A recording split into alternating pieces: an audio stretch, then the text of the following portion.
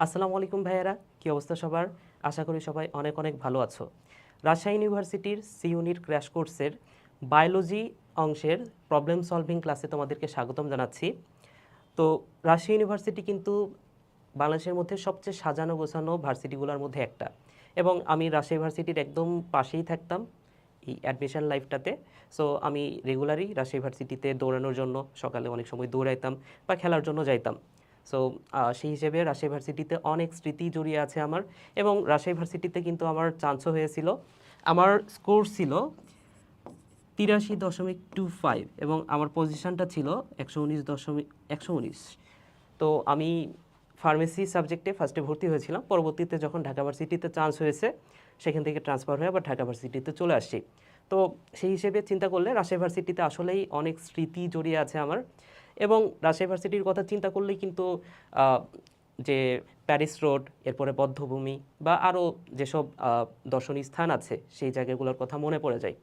তো রাজশাহী ভার্সিটিতে চান্স পাওয়ার ক্ষেত্রে আমাকে সবচেয়ে বেশি যে বিষয়টা হেল্প করেছে সেটা হচ্ছে বায়োলজি। কারণ বায়োলজিতে খুব অল্প সময়ে খুব অনেক বেশি অ্যান্সার করা যায়, এবং রাজশাহী ভার্সিটির যে বায়োলজিটা সেটা আসলেই অনেক বেশি ইজি হয় তুমি যদি একটু ভালো করে পড়ালেখা করতে পারো, এবং কিছু ট্রিক্স আছে সেই ট্রিক্সগুলো অ্যাপ্লাই করে যদি বায়োলজিতে অ্যান্সার করতে পারো তুমি কিন্তু সর্বোচ্চ নাম্বারটাই পাবা, এবং সেটা তোমাকে চান্স পাওয়ার জন্য হেল্প করবে অনেক বেশি। তো আজকের ক্লাসটা তোমরা যদি পুরোপুরি করো তো সেই ক্ষেত্রে তোমরা বুঝতে পারবা এই বায়োলজি যে প্রবলেমগুলো সেটা কিভাবে সলভ করতে হয়, বা তুমি যখন কোশ্চিনটা পাবা কোশ্চিনে কিভাবে বায়োলজিটা মাথা ঠান্ডা রেখে অ্যান্সার করবা, এবং এই কোশ্চিন ব্যাংকগুলো আসলে কিভাবে সলভ করতে হয়। শুধুমাত্র কোশ্চিন পড়লেই তো হবে না, কোশ্চিনের সাথে আরও যে এক্সট্রা ইনফোগুলো সেগুলোও পড়তে হবে। তো আজকের পুরো ক্লাসটা করলে তোমরা আসলেই অনেক বেশি উপকৃত হবা, এবং আশা করি যে আজকের ক্লাসটা করলে এখান থেকেই হয়তোবা কিছু কোশ্চিন তুমি কমন পেয়ে যেতে পারো তোমার রাজশাহী ভার্সিটির ভর্তি পরীক্ষায়। সো আসো ভাইয়ারা, ক্লাসটা শুরু করি। আজকে আমরা একদম প্রথম অধ্যায়টা, যেহেতু প্রথম ক্লাস, বোটানির প্রথম অধ্যায় কোষ ও এর গঠন, এই অধ্যায়টা দিয়ে শুরু করব। প্রথম কোশ্চিনটা দেখো কি বলছে ভাইয়া, আদিকোষে ডিএনএর আকারটা কেমন হয়। সো একটা আদিকোষের কথা যদি চিন্তা করি, আদিকোষ বলতে ব্যাকটেরিয়াকে যদি আমি চিন্তা করি, এই ব্যাকটেরিয়ার গঠনটা তোমরা কিন্তু পড়ছো, তাই না? সো ব্যাকটেরিয়াতে অনেক উপাদান ছিল, এর মধ্যে একটা উপাদান তোমাদের মনে আছে নিশ্চয়, ব্যাকটেরিয়াতে থাকে প্লাজমিড। তো এই প্লাজমিড আসলে কি? প্লাজমিড কিন্তু আসলে একটা ডিএনএ, এবং শুধু ডিএনএ না, ডিএনএ কোথায় থাকে? ক্রোমোজোমের ভেতরে থাকে, কিন্তু এই প্লাজমিড হচ্ছে ক্রোমোজোমের বাইরের যে ডিএনএটা, অর্থাৎ ক্রোমোজোম বহির্ভূত ডিএনএ। এই প্লাজমিডটা হচ্ছে ক্রোমোজোম ক্রোমোজোম বহির্ভূত ডিএনএ, এই কথাটা মনে রাখতে হবে ভাইয়া, বহির্ভূত ডিএনএ। আচ্ছা, শুধু ডিএনএ না, এটা হচ্ছে বৃত্তাকার ডিএনএ, এই কথাটাও মনে রাখো। তাহলে দেখো এইখান থেকে আমরা অ্যান্সারটা পেয়ে গেলাম। আদিকোষে ডিএনএর আকারটা কেমন হয়? নিশ্চয়ই বৃত্তাকার হবে, তাই না? আরও একটা কথা মনে রাখতে হবে, ব্যাকটেরিয়াতে বা আদিকোষে আরও একটা উপাদান থাকে। আমাদের কোষে যেমন নিউক্লিয়াস থাকে না, আমাদের কোষে কি আছে ভাইয়া? আমাদের কোষে আছে নিউক্লিয়াস। নিউক্লিয়াস এটা থাকে প্রকৃত কোষে, এটা কিন্তু আদি কোষে না, এটা থাকে প্রকৃত কোষে। তো আদি কোষেও এই নিউক্লিয়াসের মতো একটা উপাদান আছে। সো সেই উপাদানটার নামটা আমি বলে দিই, সেই উপাদানটা হচ্ছে, সেটাকে বলা হয় নিউক্লিওয়েড। এটাকে বলা হয় নিউক্লিওয়েড। এখানে অয়েড শব্দটা একটু খেয়াল করে দেখো, নামের মধ্যে আছে অয়েড, এবং কোনো নামের শেষে যদি বায়োলজিতে দেখো অয়েড আছে, এই অয়েড কথাটার অর্থ হচ্ছে মতো। তাহলে নিউক্লিয়েড মানে হচ্ছে নিউক্লিয়াসের মতো, আসলে নিউক্লিয়াস না, তবে নিউক্লিয়াসের মতো, যেহেতু এটা আদিকোষ। তো কেন এটাকে নিউক্লিয়াসের মতো বলা হচ্ছে, একদম প্রকৃত নিউক্লিয়াসটা বলা হচ্ছে না? তো একটা নিউক্লিয়াসের কি কি থাকে দেখো, একটা নিউক্লিয়াস হওয়ার জন্য সেটার চারপাশে একটা আবরণ থাকে, যেটাকে বলা হয় নিউক্লিয়ার পর্দা। তাহলে এখানে একটা পর্দা থাকা লাগে নিউক্লিয়াস হওয়ার জন্য। এরপরে এর ভেতরে যে জিনিসটা থাকতে হয় সেটা হচ্ছে ক্রোমাটিন, ক্রোমাটিন জালিকা, এবং আরও একটা জিনিস লাগে সেটা হচ্ছে নিউক্লিওলাস। ওকে, এটার নাম হচ্ছে নিউক্লিওলাস। তো এই নিউক্লিওয়েডে এই নিউক্লিওলাসটা থাকে না, এরপরে এই যে এর চারপাশে যে আবরণটা সেটাও থাকে না। তাহলে কি কি থাকে না দেখো ভাইয়া, এই নিউক্লিয়েট কেন এটাকে বলা হচ্ছে, কারণ এইখানে এই নিউক্লিওলাসটা থাকে না, নিউক্লিওলাস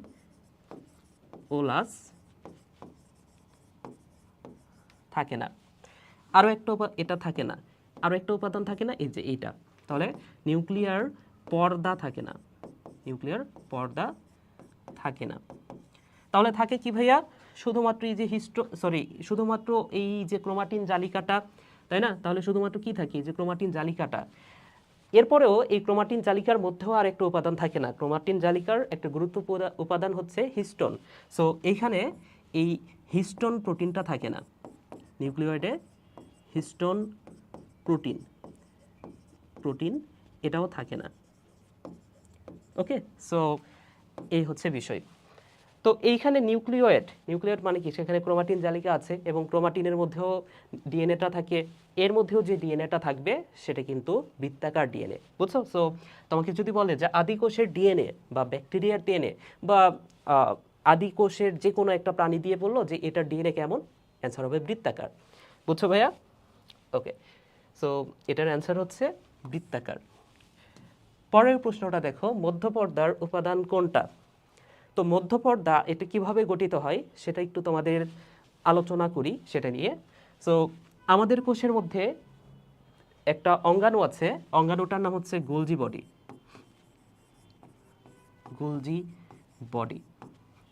সো এই গোলজি বডি থেকে একটা উপাদান তৈরি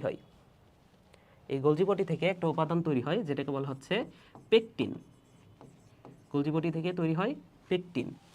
এবং আমাদের দেহের মধ্যেই আরও একটা অঙ্গাণু আছে, যেটা হচ্ছে অঙ্গাণু তো না, এটা হচ্ছে সাইটোপ্লাজম। সো এই সাইটোপ্লাজম থেকে আরও একটা উপাদান তৈরি হয়, এই উপাদানটাকে বলা হয় ফ্র্যাগমোপ্লাস্ট। এটাকে বলা হয় ফ্র্যাগমোপ্লাস্ট। ওকে, তাহলে দেখো গোলজি বডি থেকে তৈরি হয় পেকটিন আর সাইটোপ্লাজম থেকে তৈরি হয় ফ্র্যাগমোপ্লাস্ট। কিভাবে মনে রাখবা ভাইয়া, এখানে একটু খেয়াল করে দেখো, এখানে সাইটোপ্লাজম নামের মধ্যে পয়লয় আছে, ফ্র্যাগমোপ্লাস্ট এটার মধ্যেও পয়লয় আছে, বুঝছো? তাহলে সাইটোপ্লাজম থেকে ফ্র্যাগমোপ্লাস্ট, আর বাকিটা অর্থাৎ পেকটিনটা এটা তৈরি হয় গোলজি বডি থেকে। সো এই দুইটা উপাদান একত্রিত হয়ে যে জিনিসটা তৈরি করে সেটাকে বলা হচ্ছে মধ্যপর্দা। বুঝতে পারছো? তাহলে দেখো তো এখানে প্রশ্নটা কি বলছে, মধ্যপর্দার প্রধান উপাদান কোনটা? মধ্যপর্দার প্রধান উপাদান হচ্ছে এই যে পেকটিন। ক্লিয়ার ভাইয়া? এই যে পেকটিন। সো এটার অ্যান্সার হচ্ছে পেকটিন। তাহলে তোমাদের প্রশ্ন হতে পারে যে ভাইয়া মধ্যপর্দা তো পড়লাম, কিন্তু পর্দা তো আরও দুইটা আছে, একটা হচ্ছে প্রাথমিক পর্দা আর একটা হচ্ছে সেকেন্ডারি পর্দা। তো এই প্রাথমিক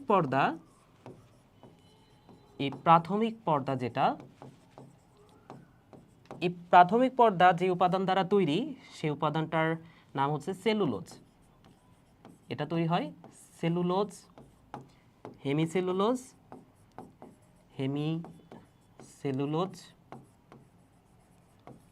এবং আরেকটা হচ্ছে গ্লাইকোপ্রোটিন।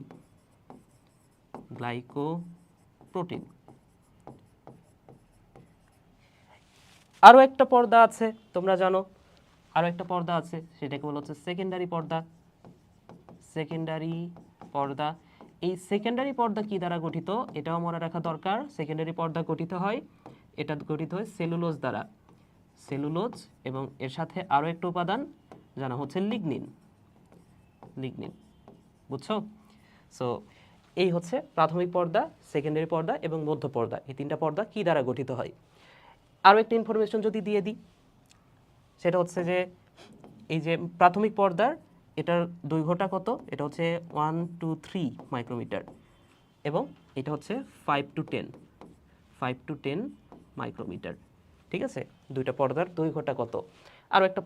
আরও একটা ইনফরমেশন যদি দিয়ে দিই, প্রাথমিক পর্দা এটা এক স্তর বিশিষ্ট,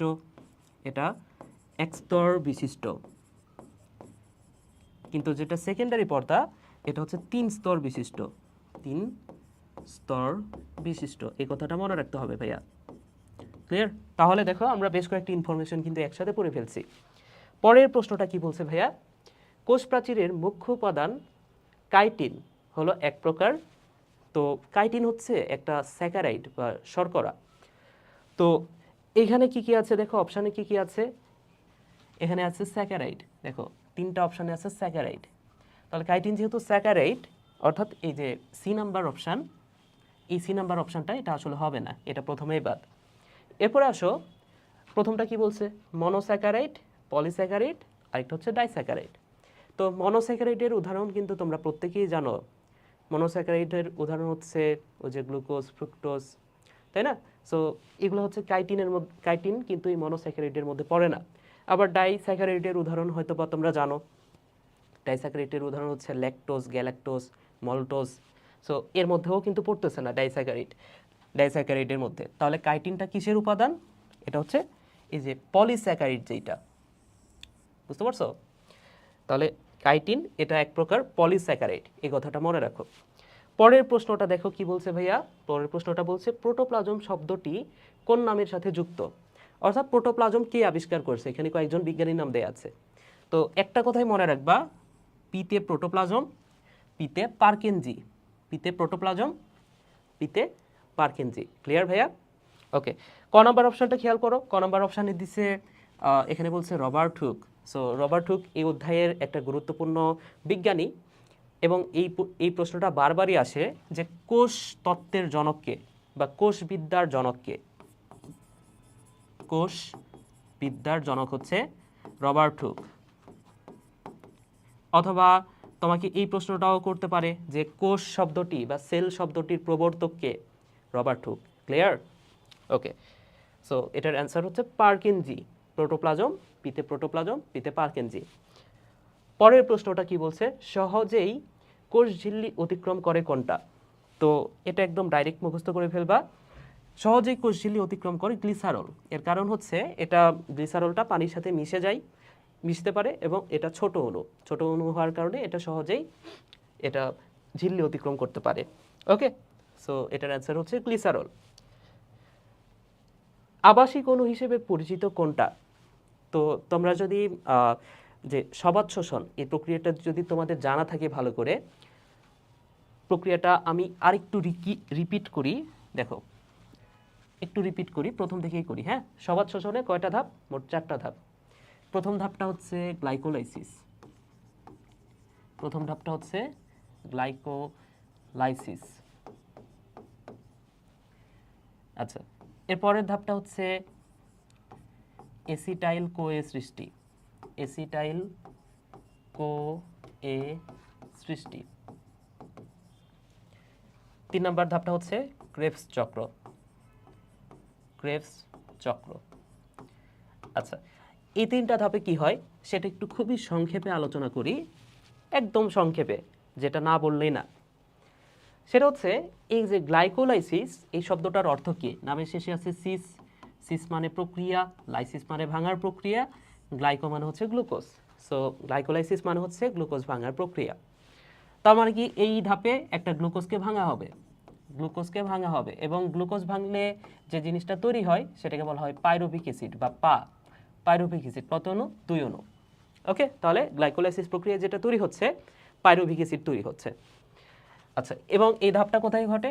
এই ধাপটা ঘটে সাইটোপ্লাজমে, এটা ঘটে সাইটোপ্লাজমে। বাকি যতগুলো ধাপ আছে, আরও একটা ধাপ আছে ইটিএস, ইটিএস এটাও কিন্তু ধাপ। এই কয়টা ধাপ এরা ঘটে মাইটোকন্ড্রিয়ায়, মাইটোকন্ড্রিয়ায়, এটা তোমরা জানো। আচ্ছা, সো এই যে পাইরুভিক অ্যাসিডটা এবার কোন ধাপে প্রবেশ করবে? এসিটাইল কোএ সৃষ্টি, এই ধাপটাতে প্রবেশ করবে। তাহলে এই যে এইবার এই পাইরুভিক অ্যাসিডটা কিসে পরিণত হবে? এসিটাইল কোএতে পরিণত হবে, তাই না? এবার যে জিনিসটা তৈরি করবে এসিটাইল কোএ। আচ্ছা, এরপরে ক্রেবস চক্র। ক্রেবস চক্র যারা পড়ছো, ক্রেবস চক্রের বড় একটা ছক আছে। তো এই ছকটা যারা জানো সেটা আমি তোমাদের জন্য একবার রিপিট করি। আমি এইভাবে পড়াই, C I alpha S S F M O, আমি এইভাবে পড়াই। অর্থাৎ এই ধাপটা শুরু হবে এই যে ও থেকে, তাহলে ও, তারপর সি আই আলফা, অর্থাৎ ও মানে হচ্ছে, এটার অর্থ হচ্ছে অক্সালো এসিটিক অ্যাসিড। ও মানে হচ্ছে oxalo oxaloacetic acid, acetic acid. এই অক্সালো অ্যাসিটিক অ্যাসিড থেকে যে জিনিসটা তৈরি হয়, সিতে মনে রাখো সাইট্রিক অ্যাসিড, এটা হচ্ছে সাইট্রিক অ্যাসিড। ক্লিয়ার? এরপরে আইতে আইসোসাইট্রিক অ্যাসিড, আলফা কিটোগ্লুটারিক অ্যাসিড, এইভাবে এই চক্রটা সম্পন্ন হবে, আস্তে আস্তে এই চক্রটা সম্পন্ন হবে। আচ্ছা যাই হোক, ওটা আমাদের মূল বিষয় না। তো এই যে এসিটাইল কোয়ে সৃষ্টি, এই যে এসিটাইল কোয়ে যে সৃষ্টি হইল এই ধাপটাতে, এই এসিটাইল কোয়ে এবার এসে যুক্ত হবে, এইবার এসে যুক্ত হবে এই যে অক্সালো অ্যাসিটিক অ্যাসিডের সাথে। তাহলে এই অক্সালো অ্যাসিটিক অ্যাসিড আগে থেকেই আছে ওই মাইটোকন্ড্রিয়ার ভেতরে, এই বিক্রিয়াটা কোথায় হচ্ছে মাইটোকন্ড্রিয়ার ভেতরে, এই মাইটোকন্ড্রিয়ার ভেতরে আগে থেকেই এই অক্সালো অ্যাসিটিক অ্যাসিডটা থাকে এবং এই এসিটাইল কোয়ে এসে এটার সাথে যুক্ত হয়, যুক্ত হয়ে সাইট্রিক অ্যাসিডটা তৈরি হচ্ছে। তাহলে দেখো আবাসিক অণু মানে কি, যেটা আগে থেকেই আছে। তাহলে আগে থেকে কে থাকে, আগে থেকে আছে অক্সালো অ্যাসিটিক অ্যাসিড, তাই না? আচ্ছা, তাহলে তোমার যদি প্রশ্ন হয় আবাসিক অণু কোনটা, আবাসিক অণু হচ্ছে ওয়া, অর্থাৎ অক্সালো অ্যাসিটিক অ্যাসিড। ক্লিয়ার ভাইয়া? যদিও এটা এই অধ্যায়ের প্রশ্ন না, এটা নবম অধ্যায়ের প্রশ্ন। ওকে, এরপরে দেখো আরও একটা গুরুত্বপূর্ণ প্রশ্ন, নিউক্লিওসাইড এটা আসলে কি? তো আমি পুরো বিষয়টা একটু ব্যাখ্যা করি, তাইলে এটা আর কখনোই ভুল হবে না তোমাদের। সেটা হচ্ছে ডিএনএ, আরেকটা হচ্ছে আরএনএ। এই দুটার নাম তো তোমরা শুনছো নিশ্চয়ই, তাই না? একটা হচ্ছে ডি অক্সিরাইবো নিউক্লিক অ্যাসিড, আর একটা হচ্ছে রাইবো নিউক্লিক অ্যাসিড। তো এই দুইটা উপাদানের মধ্যে একটা জিনিস কিন্তু কমন, সেটা হচ্ছে এই যে দেখো দুইটার মধ্যেই নিউক্লিক অ্যাসিডটা আছে, তাই না? দুইটা উপাদানের মধ্যে কি আছে ভাইয়া? দুইটা উপাদানের মধ্যে আছে নিউক্লিক অ্যাসিড। তো এই নিউক্লিক অ্যাসিডকে আমরা যদি নিউক্লিয়াস এনজাইম বা অ্যাসিড বা ক্ষার যে কোনো জিনিস দ্বারা ভাঙি, তাহলে যেই উপাদানটা আমরা পাবো সেটা হচ্ছে নিউক্লিওটাইড।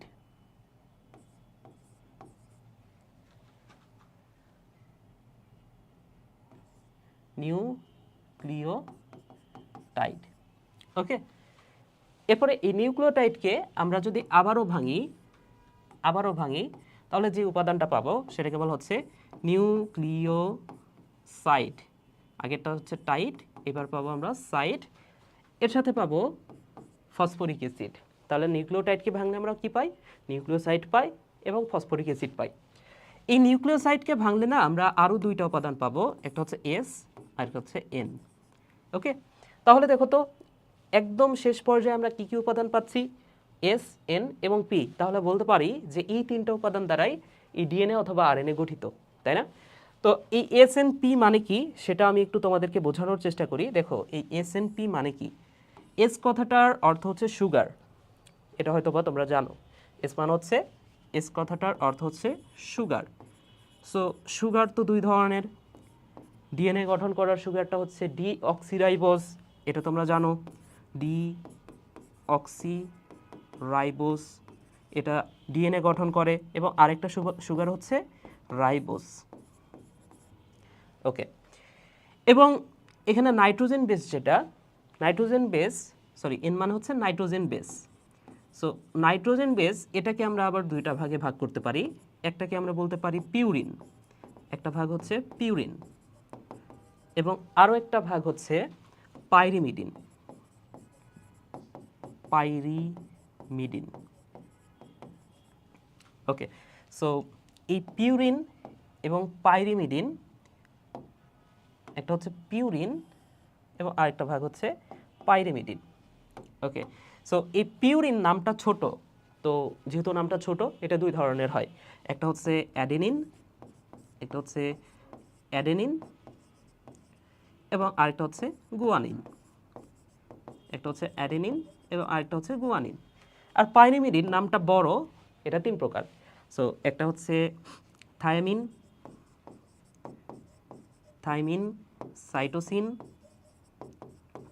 সাইটোসিন, এবং আরেকটা হচ্ছে 3 নম্বর হচ্ছে ইউরাসিল। সো এখান থেকে কিন্তু বারবার প্রশ্ন আসছে পিউরিন বেস কোনটা, পাইরিমিডিন বেস কোনটা, এটা নিয়ে কিন্তু বেশ কয়েকবার প্রশ্ন আসছে রাজশাহী ভার্সিটিতে। সো এই ছকটা একটু ভালো করে পড়ো। তাহলে আমাদের প্রশ্নটা কি ছিল ভাইয়া, সেটা একটু দেখি আমরা। আমাদের প্রশ্নটা ছিল নিউক্লিওসাইড হলো, তাহলে নিউক্লিওসাইড আসলে কি?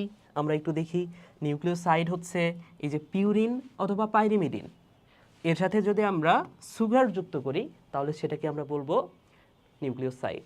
ওকে, সো অ্যান্সারটা আমরা পেয়ে গেছি দেখো, পিউরিন অথবা পাইরিমিডিন এর সাথে আমরা সুগার যুক্ত করলে যে জিনিসটা তৈরি হবে সেটা হচ্ছে নিউক্লিওসাইড। ক্লিয়ার? ওকে, পরের প্রশ্নটা কি বলছে, ক্রোমোজোমের সমাপ্তি স্থলকে কি বলে? সো এখানে যে নামগুলো আছে নামগুলো একটু খেয়াল করে দেখো, নামের মধ্যে আছে মিয়ার। তো ক্রোমোজোমে এই মারামিয়ার নামে আসলে কোনো কিছুই নাই, অর্থাৎ এটা আগেই বাদ, এই অপশানটা আগেই বাদ। এরপরে দেখো সেন্ট্রোমিয়ার। তো নামের মধ্যে আছে সেন্টার, তাহলে ক্রোমোজোমের যে সেন্টারের অংশ সেটা হচ্ছে সেন্ট্রোমিয়ার। কিন্তু আমাদের বলছে কি সমাপ্তি স্থল, এই যে এই দুই পাশের এই অঞ্চলটাকে কি বলে সেটা বলছে, তো এটাও বাদ। আচ্ছা, মিয়ার মানে তো অংশ, এবং নামের শেষে আছে টেল কথাটার অর্থ হচ্ছে প্রান্ত। তো প্রান্তের অংশই তো বলছে, তাই না? এই যে ক্রোমোজোমের এই প্রান্তের অংশগুলোকে বলা হচ্ছে টেলোমিয়ার। এই অংশটাকে বলা হয় টেলোমিয়ার। ক্লিয়ার? তাহলে প্রান্তের যে অংশ, মিয়ার মানে অংশ, প্রান্তের যে অংশ সেটা হচ্ছে টেলোমিয়ার। এবং স্যাটেলাইট কি সেটা একটু তোমাদের বুঝাই দিই। এই স্যাটেলাইট এটা আসলে সব কোষে থাকে না বা সব ক্রোমোজোমে থাকে না। তো এই যে সেন্ট্রোমিয়ার আছে না, এই অংশটার নাম কি? এটার নাম হচ্ছে সেন্ট্রোমিয়ার। তো সেন্ট্রোমিয়ারের আরেকটা নাম হচ্ছে মুখ্য কুঞ্চন। এটাকে বলা হয় মুখ্য কুঞ্চন। সরি, এটা চ হবে। আচ্ছা, তাহলে এটা যদি মুখ্য কুঞ্চন হয়, অর্থাৎ এই জায়গাটা হচ্ছে কুঞ্চিত, তাহলে আরও একটা কুঞ্চিত অঞ্চল আছে ক্রোমোজোমের মধ্যে, এটাকে বলা হচ্ছে গৌণ কুঞ্চন। এটা হচ্ছে গৌণ কুঞ্চন, যার আরেকটা নাম হচ্ছে নিউক্লিওলাস পুনর্গঠন অঞ্চল বা NOR। তো এটা আমাদের আলোচ্য বিষয় না। তো যে সকল ক্রোমোজোমে এই গৌণ কুঞ্চনটা থাকলে এর পরের যে অঞ্চলটা বা পরের যে অংশটা সেটাকে বলা হচ্ছে স্যাটেলাইট। বুঝতে পারছো? সো এই স্যাটেলাইট তো আসলে সব ক্রোমোজোমে থাকে না, এটা নির্দিষ্ট কিছু ক্রোমোজোমে থাকে। যেমন আমি বলতে পারি, তোমরা একটা কথা মনে রাখো, পুতুলের 1 নং সেলের এই স্যাটেলাইট থাকে।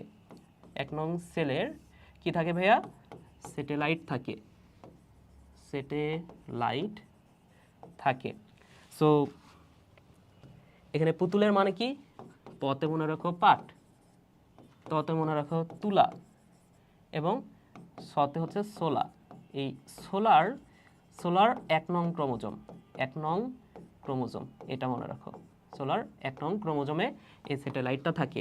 এবং মানুষের ক্ষেত্রেও বলা যায়, মানুষের ক্ষেত্রে 13, 14, 15 এবং 21, 22তম জোড়ায় স্যাটেলাইটটা থাকে। তাহলে স্যাটেলাইট এটা কিন্তু সব ক্রোমোজোমে থাকে না, এটাও কিন্তু প্রান্তেরই অংশ। কিন্তু যেহেতু সব ক্রোমোজোমে থাকে না, এটা আমরা অ্যান্সার করব না, আমরা অ্যান্সার করব কি টেলোমিয়ার। এবং টেলোমিয়ার সম্পর্কে আরও একটা কথা মনে রাখো ভাইয়া, টেলোমিয়ারের কাজ কি জানো? এর কাজ হচ্ছে ওই যে মুরব্বি বলে না, এই মুরব্বি হয়ে যাওয়া প্রতিরোধ করে। বুঝছো?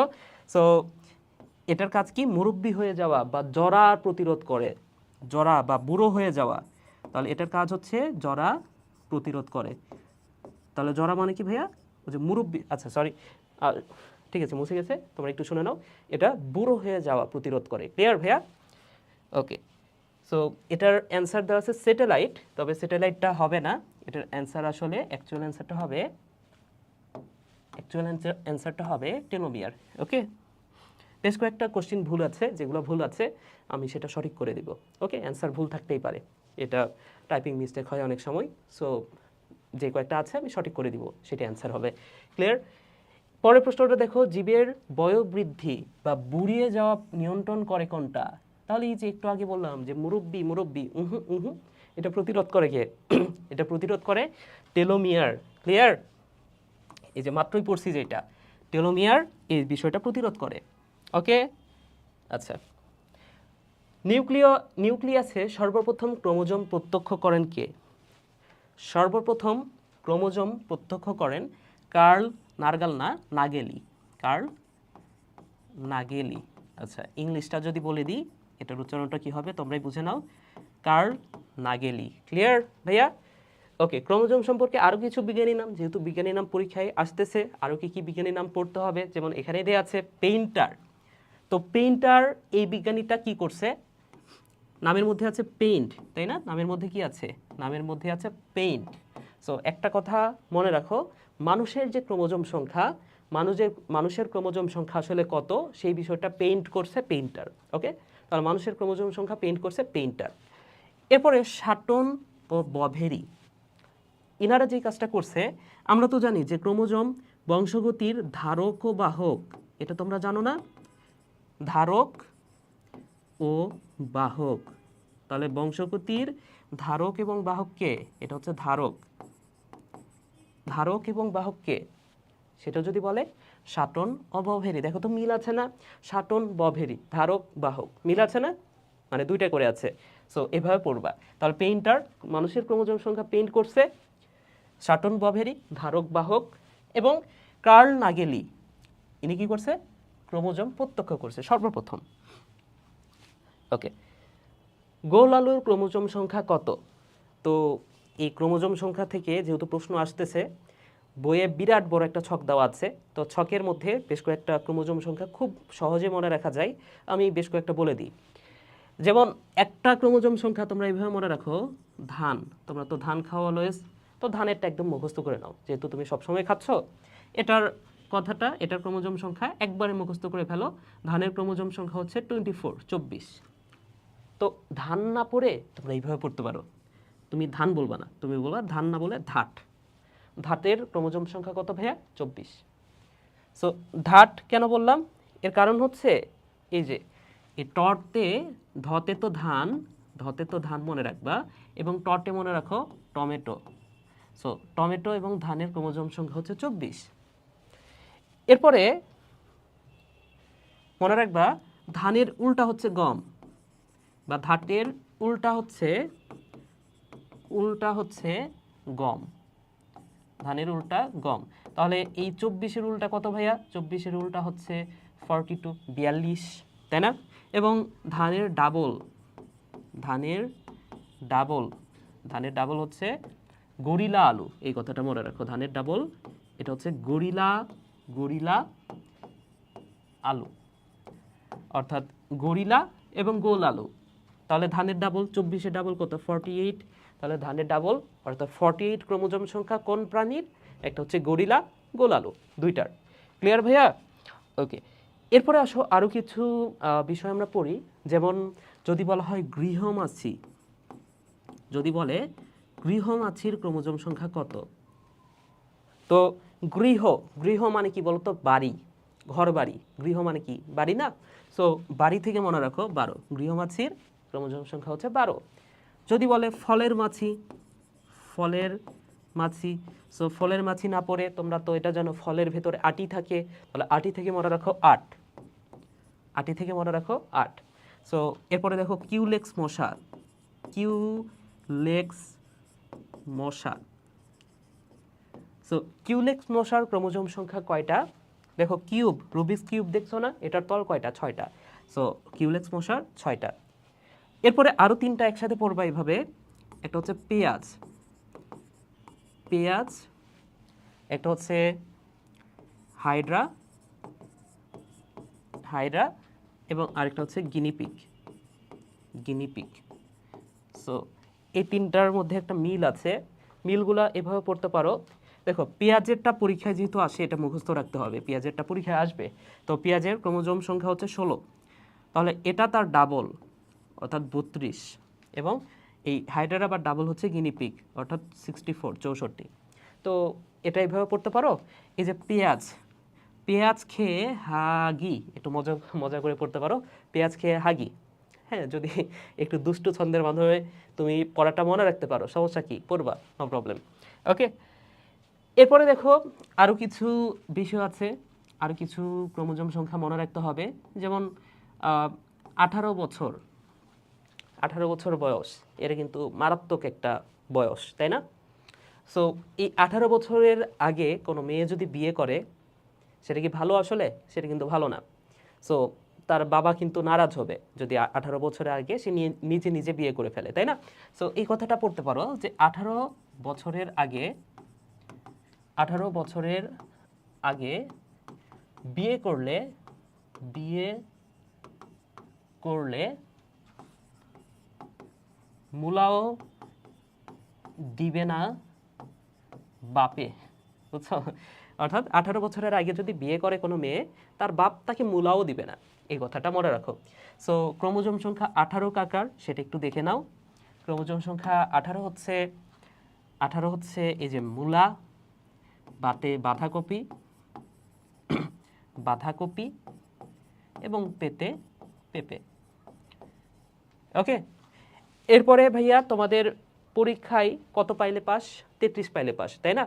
কিন্তু একটা কথা মনে রাখো যে পরীক্ষায় 14 পাইলে পাস ধরে না। ওকে, সো পরীক্ষায়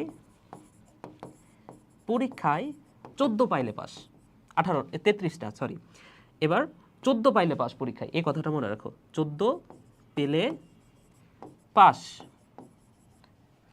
আর যদি পাস না করো তাইলে কি হবে ভাইয়া? যদি পাস না করো তাহলে কি তুমি জব পাবা না, ঠিক আছে? অথবা পরীক্ষায় 14 পাইলে পাস করলে কি হবে? জব হবে। জব মানে কি? চাকরি, তাই না? তাহলে পাস করলে জব হবে, এই কথাটা পড়তে পারো। ওকে, সো পরীক্ষায় 14 পেলে পাস। 14 কার ক্রোমোজোম সংখ্যা সেটা দেখো। পতে মনে রাখো, পতে পাট, শতে শশা। ওকে, এরপরে আরেকটা হচ্ছে জব। এই জবের ক্রোমোজোম সংখ্যা হচ্ছে 14। ওকে, তাহলে আমরা আশা করি এর মধ্যে আমাদের প্রশ্নের অ্যান্সারটা পেয়ে গেছি। গোল আলুর ক্রোমোজোম সংখ্যা কত? এই যে গরিলা আলু বা গোল আলু, ক্রোমোজোম সংখ্যা হচ্ছে 48। ক্লিয়ার ভাইয়া? কম আণবিক গুরুত্ব সম্পন্ন প্রোটিন হিসেবে ভাগ করা হয় কোনটিকে? সো কম আণবিক গুরুত্ব সম্পন্ন প্রোটিন, দেখো ক্রোমোজোমের মধ্যে দুই ধরনের প্রোটিন আছে। একটা হচ্ছে কম আণবিক গুরুত্ব, একটা হচ্ছে কম আণবিক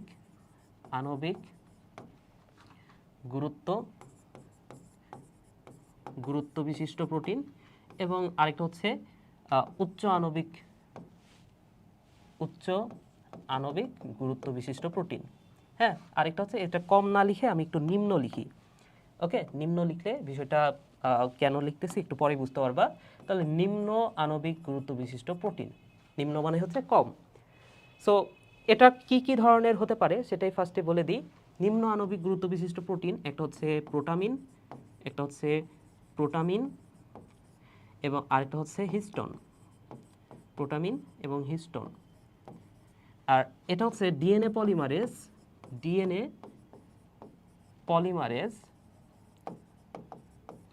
আরেকটা হচ্ছে আরএনএ পলিমারেজ। ক্লিয়ার ভাইয়া?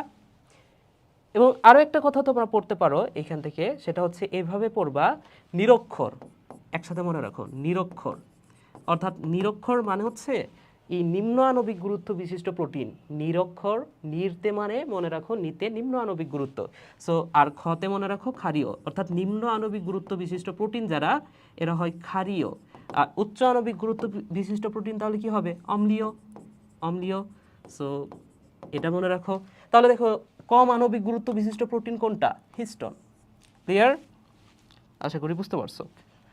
নিচের কোনটির প্রধান উপাদান ডিএনএ? সো একটু আগে আমরা দেখছি ক্রোমোজোমের একটা উপাদান হচ্ছে সেন্ট্রোমিয়ার। সো এই যে সেন্ট্রোমিয়ারের প্রধান উপাদান হচ্ছে ডিএনএ, অ্যান্সারটা হচ্ছে সেন্ট্রোমিয়ার। পরের প্রশ্নটা দেখো কি বলছে, কোনটি আরএনএর মাধ্যমে প্রোটিন সংশ্লেষ করে? সো প্রোটিন সংশ্লেষ করা রাইবোজোমের কাজ। ওকে, রাইবোজোমের কাজ হচ্ছে এটা প্রোটিন তৈরি করে, এটার কাজ হচ্ছে প্রোটিন তৈরি করে। লাইসোজোমের কাজ হচ্ছে, দেখো নামের মধ্যে আছে লাই বিষয়টা আছে। সো এই লাইসোজোম শব্দের সাথে একটা ওয়ার্ডের মিল আছে কিনা? লাইসিস। তো কোনো নামের শেষে সিস থাকা মানে কি? সেটা হচ্ছে প্রক্রিয়া। লাইসিস মানে ভাঙার প্রক্রিয়া। সো কোনো কিছু ভাঙতে হইলে কোনটা লাগবে? লাইসোজোম লাগবে। ক্লিয়ার? আচ্ছা, সেন্ট্রোজোমের কাজ কি সেটাও বলে দিই, যাতে তোমাদের এখনই পড়া হয়ে যায়। সেন্ট্রোজোমের কাজগুলা কি কি, জাস্ট একটা কথা মনে রাখবা, সেন্ট্রোজোমের সব কাজ হয়ে যাবে। বুঝছো ভাইয়া? জাস্ট একটা কথা মনে রাখবা, সেন্ট্রোজোমের কাজ হচ্ছে এই যে এটা, বুঝছো? সেন্ট্রোজোমের কাজ কি? সেন্ট্রোজোমের কাজ হচ্ছে এই যে এটা, অর্থাৎ এটা কি, এটা হচ্ছে একটা সুতা। তো সেন্ট্রোজোমের কাজ কি তাহলে? সুতা তৈরি করা। তাহলে সুতার মতো দেখতে আসলে কি আছে, যেমন এই যে ব্যাকটেরিয়ার যে ফ্লাজেলা অথবা সিলিয়া, এগুলো দেখতে কেমন? সুতার মতো। এরপরে আমি যদি বলি মাকুতন্তু, মাকুতন্তু দেখতে কেমন? সুতার মতো তন্তু আছে নামের মধ্যে। তাহলে সেন্ট্রোজোমের কাজ কি? এটা তন্তু তৈরি করে বা মাকুতন্তু তৈরি করে, মাকুতন্তু তৈরি করে, তন্তু তৈরি করে। এরপরে দেখো এটার কাজ হচ্ছে এটা সিলিয়া ফ্লাজেলা তৈরি করে, এটা সিলিয়া ফ্লাজেলা তৈরি করে। ক্লিয়ার ভাইয়া? ওকে, তাহলে দেখো সিলিয়া ফ্লাজেলা তৈরি করে কোনটা? সেন্ট্রোজোম। তবে তোমাকে যদি বলে সিলিয়া ফ্লাজেলার বিচলন করে কোনটা, সেটা হচ্ছে গোলজি বডি হবে। একটা প্রশ্ন আছে সেখানে পাবা, সিলিয়া ফ্লাজেলার বিচলন বললে অ্যান্সার হবে গোলজি বডি, আর সিলিয়া ফ্লাজেলা তৈরি করে কে? সেন্ট্রোজোম। ক্লিয়ার? ওকে, সো এই সেন্ট্রোজোমের কাজ হচ্ছে যদি সুতার মতো কিছু তৈরি করা বোঝায়, সেটা হচ্ছে সেন্ট্রোজোমের কাজ।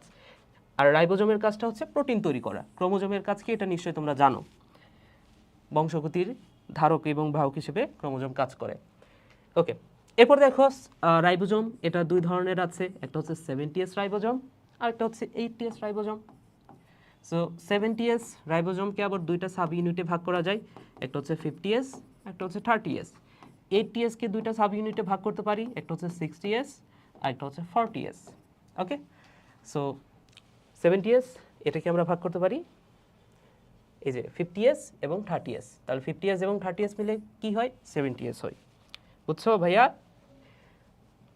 পরের প্রশ্নটা দেখো, জীবদেহের অকেজ কোষসমূহ ধ্বংস করে কোনটা? সো ওই যে একটু আগে আমি বলছি না একটু আগে যে লাইসোজোমের কাজ কি? জীবাণু ধ্বংস করা বা লাইসিস, লাইসোজোম কথাটার সাথে লাইসিস কথাটা মিল আছে। সো লাইসোজোমের কাজ হচ্ছে ঢিসুম করা বা ধ্বংস করা। সো এটার অ্যান্সারটা হচ্ছে লাইসোজোম। ক্লিয়ার? ধ্বংস বলছে মানে সেটার অ্যান্সার হবে লাইসোজোম। কোষের কোন অঙ্গাণু ফ্লাজেলা সিলিয়ার বিচলনে সাহায্য করে? সো বিচলনে সাহায্য করে বললে গোলজি বডি।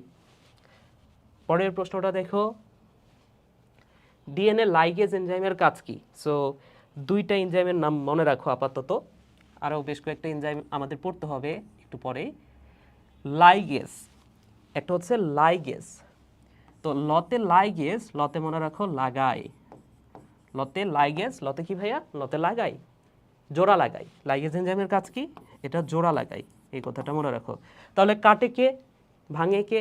একটা হচ্ছে হেলিকেজ এনজাইম আছে, এই যে রেপ্লিকেশনের ক্ষেত্রে একটা এনজাইম আছে হেলিকেজ, যেটা ভাঙার কাজ করে। ওকে, এবং আমরা যদি অন্য কোনো অধ্যায়ে যাই, সেখানে ডিএনএ ভাঙা বা আদার্স কোনো কিছু ভাঙার জন্য যে এনজাইমটা, সেটার নাম হচ্ছে রেস্ট্রিকশন। এনজাইমটার নাম হচ্ছে রেস্ট্রিকশন। এছাড়া আরও একটা এনজাইম আছে, লিখে না দিই, জাস্ট মনে রাখো, একটা হচ্ছে রেস্ট্রিকশন আর একটা হচ্ছে এন্ডোনিউক্লিয়াস আছে, ওটা আলাদা আরেকটা অধ্যায়ের পড়া। ওকে, সো আমরা জাস্ট এখান থেকে এতটুকুই মনে রাখবো যে লতে লাইগেজ, লতে জোড়া লাগাই। ওকে, তাহলে এই যে ডিএনএর খণ্ডকে যুক্ত করা হচ্ছে লাইগেজ এনজাইমের কাজ। বংশগতিতে ডিএনএ অত্যন্ত গুরুত্বপূর্ণ, কারণ এটা প্রতিরূপ সৃষ্টি করে। বুঝছো? আমাদের কোষের মধ্যে ডিএনএ এটা প্রতিরূপ সৃষ্টি করতে পারে, নিজের অনুরূপ। ওই যে রেপ্লিকেশন প্রক্রিয়া, ডিএনএ থেকে ডিএনএ তৈরি করতে পারে, তাই না? সো কেন এটা গুরুত্বপূর্ণ? কারণ এটা প্রতিরূপ তৈরি করতে পারে, নিজের প্রতিরূপ তৈরি করে।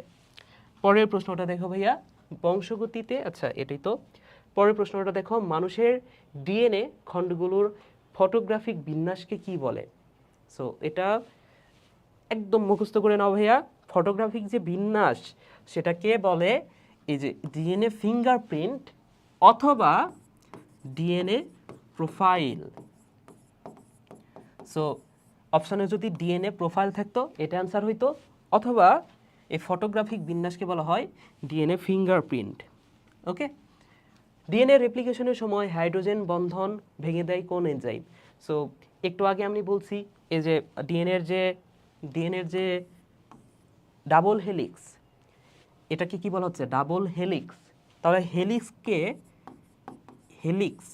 এই হেলিক্সকে ভাঙার জন্য যে এনজাইম, কোনো নামের শেষে আমি যদি এসি যোগ করে দিই, সেটাকে আমি বলতে পারি এনজাইম। তাহলে হেলিক্সকে ভাঙার জন্য যে এনজাইম, সেটা কি হবে, জাস্ট এই নামের শেষে এএসি যোগ করে দিব, তাহলে হেলিকেজ। ঠিক আছে, তাহলে হেলিক্স ভাঙার এনজাইমটা হচ্ছে হেলিকেজ। ক্লিয়ার ভাইয়া? তাহলে লাইগেজ এটা কি, জোড়া লাগাই, একটু আগে বলছি। পলিমারেজ এটা হচ্ছে ডিএনএ পলিমারেজ আছে, এটা হচ্ছে রেপ্লিকেশনের প্রধান এনজাইম। এবং প্রাইমেজ, দেখো নামের মধ্যে আছে প্রাইম, বা এটার কাজ হচ্ছে প্রাইমার তৈরি করা, নাম দেখলে বুঝতে পারবা। পলিমারেজ মানে কি, পলিমার তৈরি করা। প্রাইমেজ মানে কি, প্রাইমার তৈরি করা। তাহলে এটার কাজ হচ্ছে প্রাইমার তৈরি করা, প্রাইমার তৈরি করে। ওকে, ডিএনএ রেপ্লিকেশনের সময় হাইড্রোজেন বন্ধন ভেঙে দেয় কোনটা, হেলিকেজ। ওকে, কোনটি পিউরিন বেস? আচ্ছা, এটার অ্যান্সারটা ভুল দেয়া আছে, আমি সঠিক করে দিই। পিউরিন বেস, পাইরিমিডিন বেস আমি তো পড়াইছি, তাই না? তো পিউরিন নামটা ছোট, এখানে এটা দুই ধরনের হয়, একটা হচ্ছে অ্যাডিনিন আর একটা হচ্ছে গুয়ানিন। সো অ্যাডিনিন এবং গুয়ানিন, এই যে অ্যান্সার সি, অ্যান্সার সি। ওকে, সো এটা অ্যান্সার ভুল আছে, অ্যান্সারটা হবে এই যে এটা, অ্যাডিনিন এবং গুয়ানিন। অনুলিপির মাধ্যমে সৃষ্টি হয় কোনটা? সো অনুলিপি বা প্রতিলিপি এর মাধ্যমে তৈরি হয় ডিএনএ। ও যে রেপ্লিকেশনের আরেকটা নাম হচ্ছে প্রতিলিপি বা অনুলিপি, এর মাধ্যমে তৈরি হয় ডিএনএ। ওকে, এটারও অ্যান্সার ভুল আছে, এমআরএনএ দেওয়া আছে কিন্তু এটা হবে ডিএনএ। পরের প্রশ্নটা, এটা হচ্ছে জাতীয় প্রশ্ন, এটা সব ভার্সিটিতে দিবেই, বুঝছো? সো এটা কোনোভাবেই ভুল করা যাবে না। সেটা হচ্ছে স্টার্ট কোডন কোনটা? এটা হচ্ছে স্টার্ট কোডন এবং আরেকটা হচ্ছে স্টপ কোডন। একটা হচ্ছে স্টার্ট কোডন, একটা হচ্ছে স্টপ কোডন। সো আচ্ছা, স্টার্ট কোডনে বেশি জায়গা নিয়ে নিছি, আসলে ওখানে কম জায়গা লাগতো। স্টার্ট কোডন মাত্র একটা, এবং স্টার্ট কোডন হচ্ছে AUG। যারা পাবজি খেলো তারা AUG নামটা খুব ভালো করে চেনো। আর স্টপ কোডন এটা হচ্ছে তিনটা, UAG, UGA, আরেকটা হচ্ছে UAA। একসাথে পড়তে পারো, ওয়াগ, উগা, ওয়া, একসাথে পড়বা, আলাদা পড়ার সময় নাই। ওয়াগ, উগা, ওয়া, ওয়াগ, উগা, ওয়া। ওকে, সো নিচের কোন কোডনটি অ্যামিনো অ্যাসিড নির্দেশ করে না? তো এই যে স্টপ কোডনগুলা, এরা কোনো অ্যামিনো অ্যাসিড নির্দেশ করে না, এরা অ্যামিনো অ্যাসিড নির্দেশ করে না, এই কথাটা মনে রাখো ভাইয়া। সো কোনটা অ্যামিনো অ্যাসিড নির্দেশ করে না বা ট্রান্সলেশন বন্ধ করে দেয়? সেটা হচ্ছে ওয়াগ। কোথায় ওয়াগ, কোথায়? এই যে UAG, ওয়াগ। আচ্ছা, এখানে তো ওয়া নাই, UAG, ওয়াগ, উগা, ওয়া। ওকে ভাইয়া, অ্যান্সার বি। সো ওয়াগ, উগা, ওয়া। পরের প্রশ্নটা দেখো, প্রতিলিপনের সময় ডিএনএ অণুকে অতিমাত্রায় পেঁচানো অবস্থা থেকে মুক্ত করে কোন উপাদান? সো এটার অ্যান্সারও ভুল দেওয়া আছে, এটার অ্যান্সারটা হবে টপো আইসোমারেজ। ওকে, এটার অ্যান্সারটা হবে টপো আইসোমারেজ। পলিমারেজ এটা তো ডিএনএ রেপ্লিকেশনের জন্য প্রধান এনজাইম এবং এটা পলিমার তৈরি করে, সো এটা হবে না। হেলিকেজ কি, হেলিক্সকে ভাঙে, ডিএনএ ডাবল হেলিক্সের গঠনটাকে ভেঙে ফেলে। এবং প্রাইমার তৈরি করে। ওকে, সো এটার অ্যান্সার হবে হেলিকেজ না, হেলিক্সকে ভাঙার কাজ করে হচ্ছে হেলিকেজ। তো এই ট্রপো আইসোমারেজ পেঁচানো অবস্থা থেকে মুক্ত দান করে। ক্লিয়ার? তবে এটা টপো আইসোমারেজ, এটা হচ্ছে প্রকৃত কোষে, এটা মনে রাখো, এটা হচ্ছে প্রকৃত কোষে। তবে তোমাকে যদি বলে আদি কোষে কে এই কাজটা করে, আদি কোষে এই যে সেম কাজটা, অতিমাত্রায় পেঁচানো অবস্থা, যেটাকে বলা হচ্ছে সুপার কয়েলিং, এটা প্রতিরোধ করে কে? সেটা প্রতিরোধ করে গাইরেস। এই কথাটা মনে রাখো ভাইয়া। ওকে, সো যদি বলে প্রকৃত কোষে তাহলে টপো আইসোমারেজ, যদি বলে আদি কোষে সেই ক্ষেত্রে তুমি অ্যান্সার করবা গাইরেস। ক্লিয়ার? পরের প্রশ্নটা দেখো, ডিএনএ থেকে আরএনএ তৈরির প্রক্রিয়াকে বলা হচ্ছে ট্রান্সক্রিপশন। এটা কে না জানে? আচ্ছা, আমি তারপরে লিখে দিই, ডিএনএ থেকে ডিএনএ তৈরি হয়, এই ডিএনএ থেকে আবার এমআরএনএ তৈরি হয়, এবং এমআরএনএ থেকে শেষে গিয়ে প্রোটিন তৈরি হয়, প্রোটিন। সো এই ডিএনএ থেকে ডিএনএ তৈরির প্রসেসটাকে বলা হচ্ছে রেপ্লিকেশন। এটা হচ্ছে রেপ্লিকেশন এটাকে বলা হচ্ছে ট্রান্সক্রিপশন এবং এটা হচ্ছে ট্রান্সলেশন। ক্লিয়ার ভাইয়া? ওকে ওকে, নিচের কোনটা স্টার্ট কোডন? এবার নিশ্চয়ই পারবা, অগ। ওকে, নিচের কোনটি জিনের সমাপ্তি? ওই যে আচ্ছা, সমাপ্তি কোডন 9 বলছে, আগেই অ্যান্সার করা যাবে না, আগে পুরো প্রশ্নটা পড়ে দেখতে হবে, বুঝছো? সো বলছে কোনটা স্টপ কোডন 9 বা সমাপ্তি কোডন 9। সো এই যে ওয়াগ, উগা, ওয়া, এই তিনটা হচ্ছে স্টপ কোডন। তাহলে স্টপ কোডন 9 কোনটা? স্টপ কোডন 9 হচ্ছে ইউজিজি। ওকে, সো পরের প্রশ্নটা দেখো, পরের প্রশ্ন না, পরের অধ্যায়টা হচ্ছে কোষ বিভাজন। সো কোষ বিভাজনের প্রথম যে প্রশ্নটা, অ্যান্সারটা হচ্ছে ইন্টারফেস। কারণ ইন্টারফেস দশার যে নিউক্লিয়াস সেটাকে বলা হয় বিপাকীয় নিউক্লিয়াস। ওকে, তো অ্যান্সারটা হচ্ছে সি। পরের প্রশ্নটা দেখো, কোষচক্র বন্ধ করার অভ্যন্তরীণ উদ্দীপনা প্রদান করে নিচের কোনটা? তো এই যে P53, এটা হচ্ছে একটা জিন। P53 এই নামটা একটু মনে রাখো। এবং P53 এটাকে একটা বিশেষ নামে ডাকা হয়, এটাকে বলা হয় গার্ডিয়ান অফ দ্য সেল। এই কথাটা মনে রাখো। এটা বইয়ে সম্ভবত এই ইনফরমেশনটা নাই, তবে জাস্ট এমনিতেই মনে রাখো, মনে না রাখলেও কোনো সমস্যা নেই। P53 এটাকে বলা হয় guardian of the cell. So এই P53 এই জিনটা যদি ডিফেক্টিভ হয়ে যায়, এই P53 এই জিনটা যদি ডিফেক্টিভ হয়ে যায় বা নষ্ট হয়ে যায়, ডিফেক্টিভ হলে আমাদের দেহে যে ঘটনাটা ঘটবে সেটাকে বলা হচ্ছে ক্যান্সার বা টিউমার। সো এটার যদি ডিফেক্টিভ হয়ে যায় তাহলে সেই ক্ষেত্রে টিউমার বা ক্যান্সার ঘটে, এই কথাটা মনে রাখো। ক্লিয়ার ভাইয়া? টিউমার বা ক্যান্সার হয় কেন? এই P53 এই জিনটা যদি ডিফেক্টিভ হয়ে যায় সেই ক্ষেত্রে টিউমার এবং ক্যান্সার হবে। সো কেন? আচ্ছা, ক্যান্সার মানে কি তোমরা জানো? ক্যান্সার মানে হচ্ছে অতিরিক্ত মাইটোসিস বিভাজন। আমার এখানে ধরে নাও যে কয়টা মাইটোসিস বিভাজন প্রয়োজন, ধরে নাও হাতের এই জায়গাটাতে আমার মাইটোসিস বিভাজন প্রয়োজন হচ্ছে 1000টা, কিন্তু এইখানে হয়ে গেছে 10,000টা। তাহলে কি এটাই আমার ক্যান্সারের রূপ নেবে বা টিউমার হয়ে যাবে, ফুলে যাবে জায়গাটা, তাই না? সো এই P53 এই বিষয়টাকে নিয়ন্ত্রণ করে বা মাইটোসিসকে অতিরিক্ত মাইটোসিস হতে দেয় না, মাইটোসিসকে একটু দমায় রাখে। সো যদি P53 এটা যদি নষ্ট হয়ে যায় তাহলে কি মাইটোসিস অনিয়ন্ত্রিত হয়ে যাবে, যার কারণে টিউমার এবং ক্যান্সার হবে। তাহলে এই যে কোষচক্র বন্ধ করার এটার নির্দেশটা কে দেয়? এটার নির্দেশটা দিচ্ছে P53। ক্লিয়ার ভাইয়া? তাহলে অ্যান্সারটা হচ্ছে P53। এখন কথা হচ্ছে, তোমাকে যদি বলে যে কোষচক্র এটা তো বন্ধ করার বলছে, যদি বলে যে কোষচক্র স্টার্ট করার বা শুরু করার যে উদ্দীপনা সেটা কে দেয়? তো এখানে দুই ধরনের উদ্দীপনা, তাহলে শুরু করার উদ্দীপনা কে দেয় যদি প্রশ্ন করতো ভাইয়া? সো এখানে দুই ধরনের অ্যান্সার হতো, উদ্দীপনা। সো শুরু করার উদ্দীপনা দিত, একটা হচ্ছে অভ্যন্তরীণ উদ্দীপনা, কে দেয়, আরেকটা উদ্দীপনা হচ্ছে বাহ্যিক উদ্দীপনা। এই বাহ্যিক উদ্দীপনাটা কে দেয়? দুই ধরনের এখানে অ্যান্সার করতে হবে। সো অভ্যন্তরীণ উদ্দীপনা এটা দেয় সাইক্লিন সিডিকে যৌগ, এটা হচ্ছে অভ্যন্তরীণ। আর বাইরে থেকে যে কোনো পুরুষ মানুষকে বাইরে থেকে উদ্দীপনা কে দেয়? তার জিএফ বা গার্লফ্রেন্ড।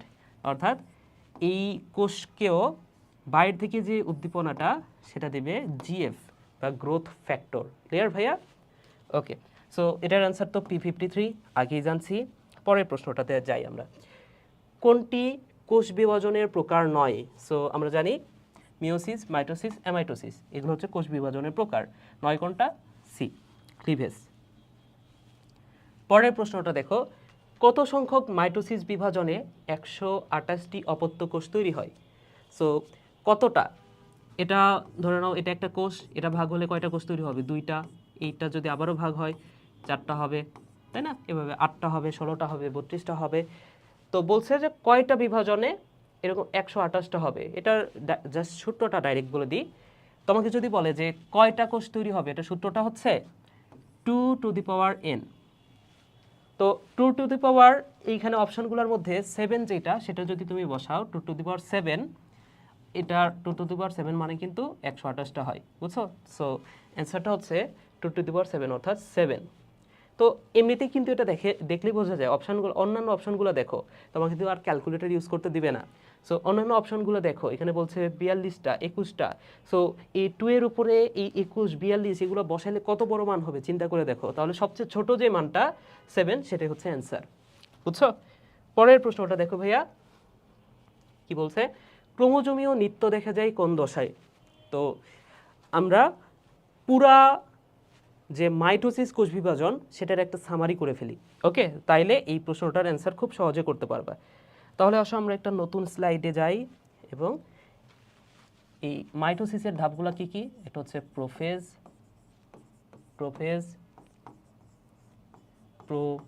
মেটাফেজ,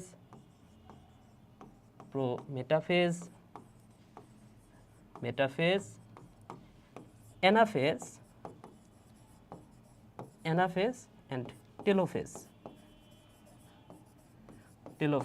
ওকে, সো এই প্রতিটা দশায় আসলে কি হয় সেটা একটু আমি তোমাদেরকে সামারি করে দিই, জাস্ট অল্প কিছু কথাই, সবচেয়ে সংক্ষিপ্ত সামারি করে দিব। ওকে, সো এইখানে প্রো মানে হচ্ছে শুরু আর টেল মানে হচ্ছে প্রান্ত। সো এই দুইটা ফেজ হচ্ছে একে অপরের বিপরীত। তাহলে এখানে যেটা হবে টেলোফেজের, সেটার বিপরীত হবে এখানে হয় জল বিয়োজন। তাহলে এখানে কি হবে? এখানে হবে জল যোজন।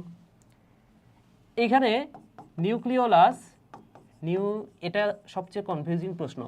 নিউক্লিওলাস ও নিউক্লিয়ার মেমব্রেনের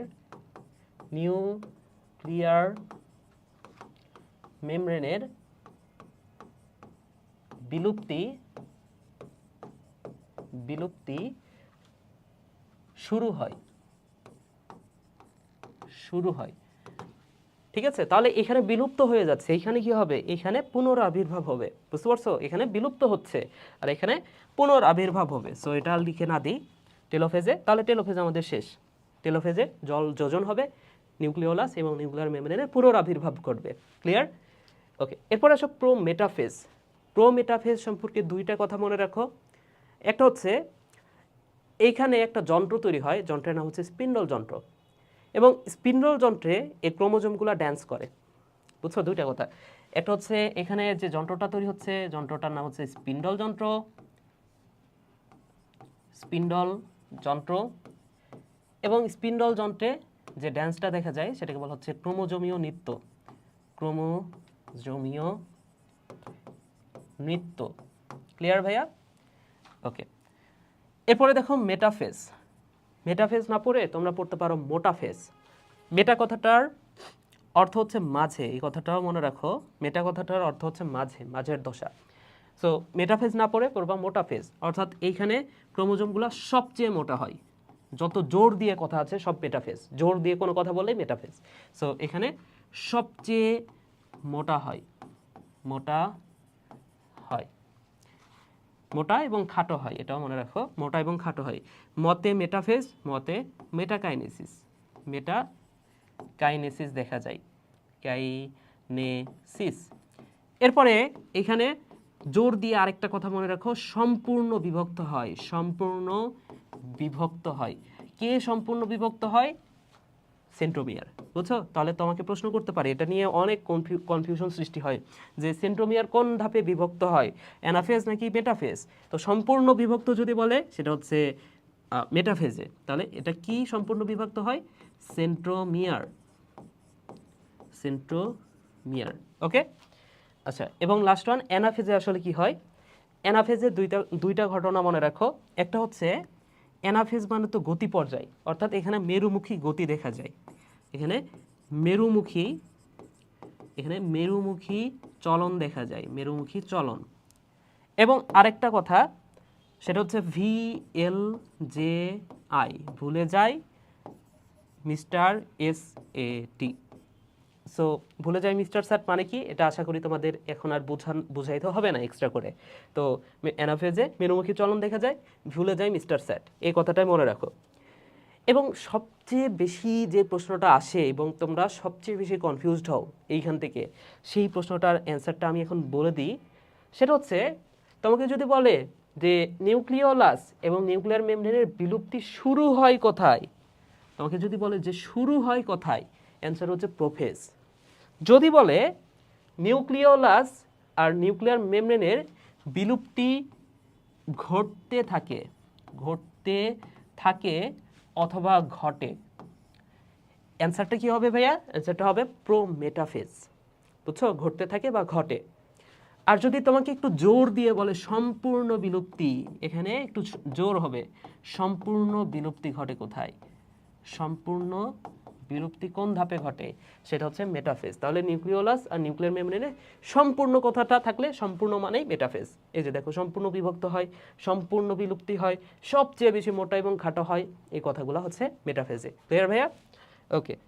সো প্রশ্নটা কি ছিল? ক্রোমোজোমীয় নৃত্য। তাহলে প্রোমেটাফেজে কি হয়? স্পিন্ডল যন্ত্র তৈরি হয়, স্পিন্ডল যন্ত্রে ক্রোমোজোমগুলো ড্যান্স করে, ক্রোমোজোমের নৃত্য দেখা যায়। তাহলে এটা হচ্ছে প্রোমেটাফেজ।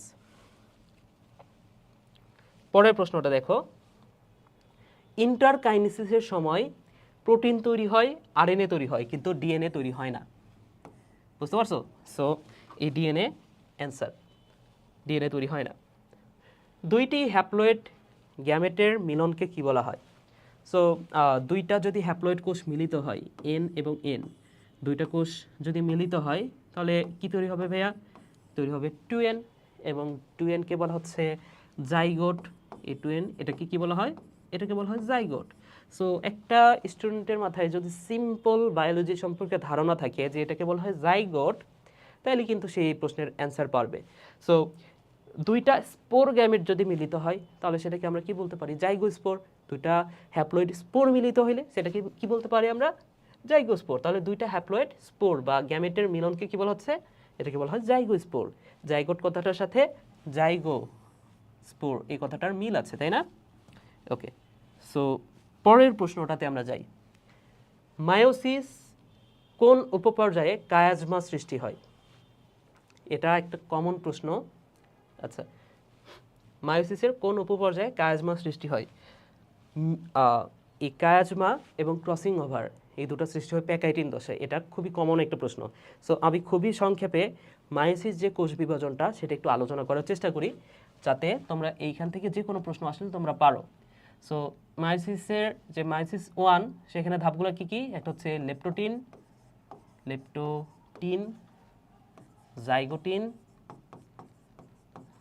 Zygotene, pachytene.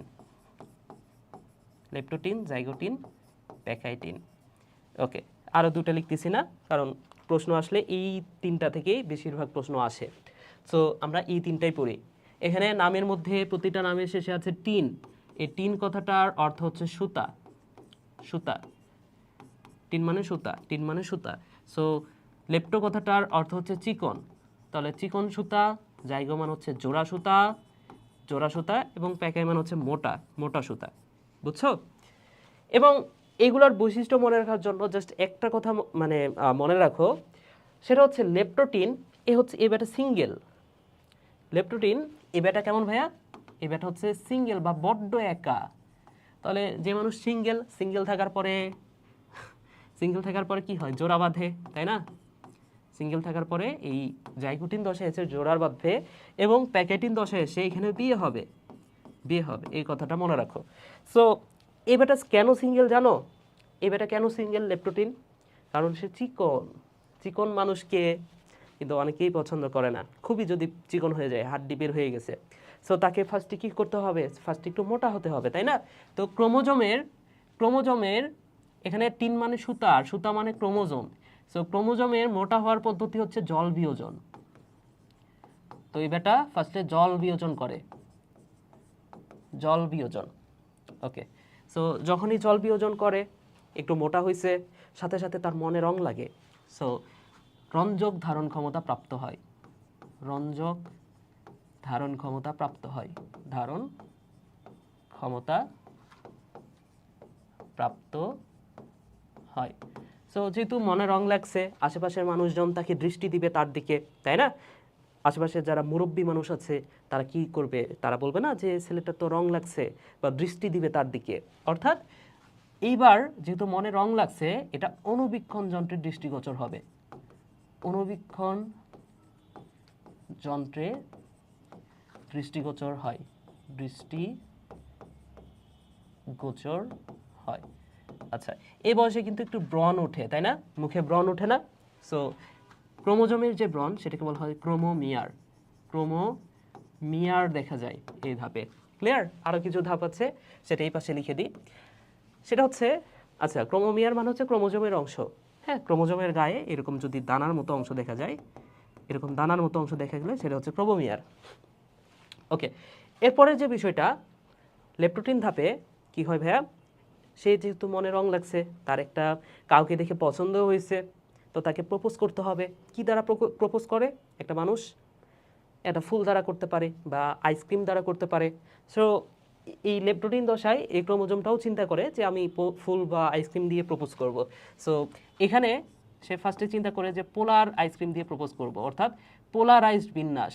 এখানে পোলারাইজড বিন্যাস দেখা যায়, বিন্যাস দেখা যায়। এই পোলারাইজড বিন্যাস মানে হচ্ছে ফুলের তোড়া, ফুলের তোড়ার মতো অবস্থা, তোড়ার মতো। তাহলে দেখো এই যে ফুলের তোড়া বা পোলার আইসক্রিম দিয়ে প্রপোজ করা, দুই বিষয়টাই চলে আসে। তো শেষে গিয়ে এই ফুল বা আইসক্রিম দিয়ে আসলে প্রপোজ করে না, শেষে প্রপোজ করে ডিএনএ দ্বারা। অর্থাৎ এখানে ডিএনএ দ্বিগুণ হয়, ডিএনএ দ্বিগুণ হয়, এবং এই দ্বিগুণ ডিএনএ দিয়ে সে প্রপোজ করে। তো যেহেতু প্রপোজ করেই ফেলছে, এবার তো জোড়া বাঁধবেই অবশ্যই, যেহেতু ডিএনএ দিয়ে প্রপোজ করছে, তাই না? সো জাইগোটিন ধাপে এবার জোড়া বাঁধবে। তাহলে জোড়া বাঁধার যে প্রক্রিয়াটাকে কি বলবে, কি বলা হয় ভাইয়া? এটাকে বলা হয় সিনাপসিস। তাহলে জোড়া বাঁধার প্রক্রিয়াকে কি বলা হয়? সিনাপসিস। তাহলে জাইগোটিন দশায় সিনাপসিস ঘটে, সিনাপসিস ঘটে। তাহলে সিনাপসিস মানে কি? সিস মানে প্রক্রিয়া, এই জোড়া বাঁধার যে প্রক্রিয়া সেটা হচ্ছে সিনাপসিস। এবং এই জোড়া বাঁধলে তাহলে কি হয়ে যাবে? দুইটা একত্রে জোড়া বাঁধলো, বাই কথাটার অর্থ হচ্ছে দুই। তাহলে এইখানে যেটা তৈরি হবে সেটা হচ্ছে বাইভ্যালেন্ট। এখানে যেটা তৈরি হলো সেটাকে বলা হয় বাইভ্যালেন্ট। ক্লিয়ার ভাইয়া? আচ্ছা, আর প্যাকেটিন দশায় কি দেখা যায়? প্যাকেটিন দশায় কয়েকটা কথা একবারে মনে রাখো। প্যাকেটিন দশায় দেখা যায় যে জিনিসটা, সেটাকে বলা হচ্ছে টেট্রাড, টেট্রাড। এরপরে এক্স আকৃতির কায়াজমা, এক্স আকৃতির কায়াজমা, কায়াজমা, এবং crossing over, crossing over. Clear ভাইয়া? সো এই ক্রসিং ওভারের মাধ্যমেই কিন্তু ক্রোমোজোমে জিনের আদান প্রদান হয়। তার মানে কি? এটা হচ্ছে বিয়ে, এই বিষয়টাকে বলা হচ্ছে বিয়ে। বুঝতে পারছো? সো প্রশ্নটা কি ছিল ভাইয়া? প্রশ্নটা ছিল মিওসিসের কোন উপপর্যায়ে কায়াজমা সৃষ্টি হয়? তো এক্স আকৃতির কায়াজমা তৈরি হয় প্যাকাইটিন দশায়। ক্লিয়ার?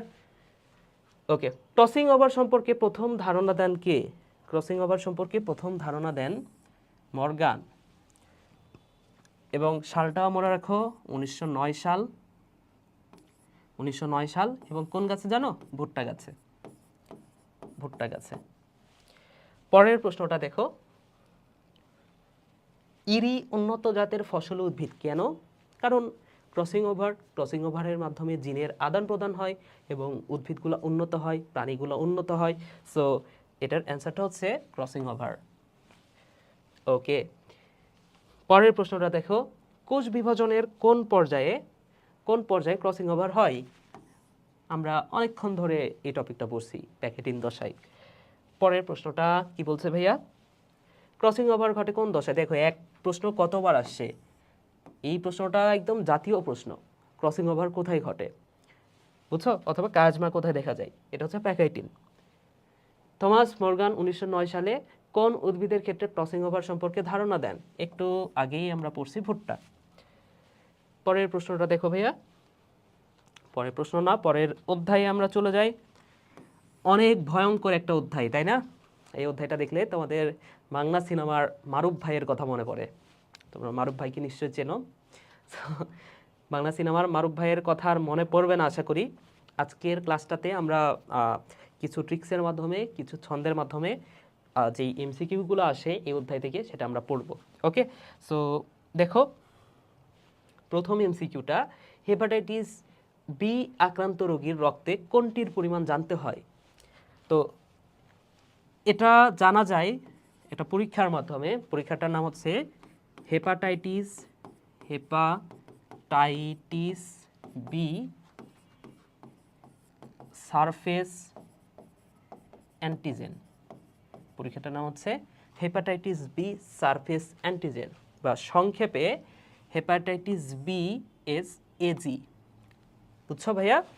ওকে, এই পরীক্ষার মাধ্যমে কোন জীবে উৎসেচক নেই? সো উৎসেচক মানে কি সেটা ফার্স্টে জানতে হবে।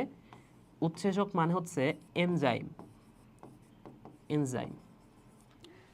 তো আমাদের চারপাশে প্রকৃতিতে যে প্রাণীগুলো থাকে বেশিরভাগের মধ্যে কিন্তু এনজাইমটা থাকে। এখানে লাইকেন, শৈবাল, ছত্রাক। হ্যাঁ, এখানে দেখো, এখানে এমনিতেই বোঝা যায় কোনটা হবে। অ্যান্সার হবে ভাইরাস। কীভাবে বোঝা যায় দেখো, অপশানে আছে শৈবাল, অপশানে আছে ছত্রাক এবং অপশানে আছে লাইকেন। তো এই লাইকেনটা মিলেই মানে ছত্রাক এবং শৈবাল দুটা মিলেই তো লাইকেন তৈরি হয়। তো লাইকেনের মধ্যেই দুটাই আছে। সো এটাও হবে না অ্যান্সার, এটাও হবে না, এটাও হবে না।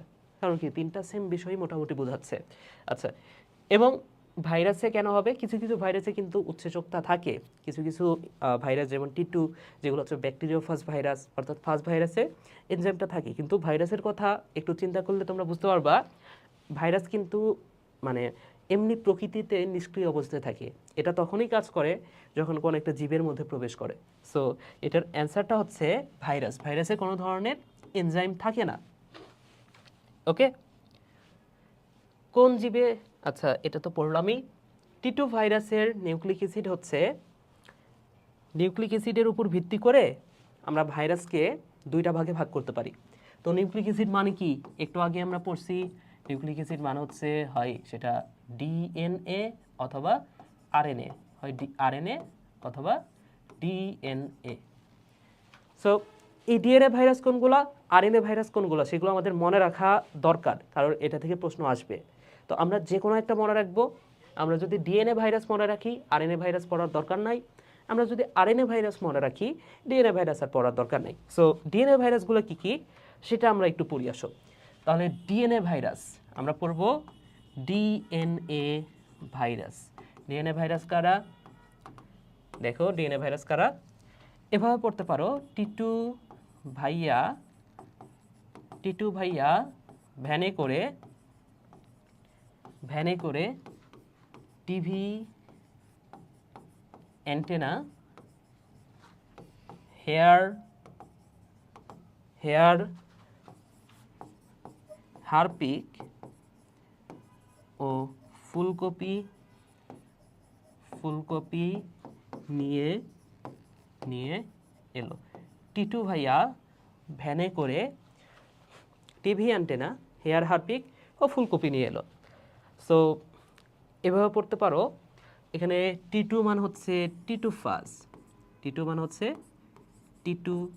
ফাজ, ভাইয়া মানে হচ্ছে ভ্যারিওলা,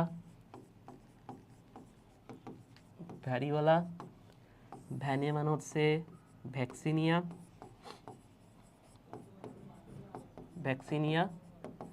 করেতে কোলিফাজ, টিভিতে টিআইভি, অ্যান্টেনাতে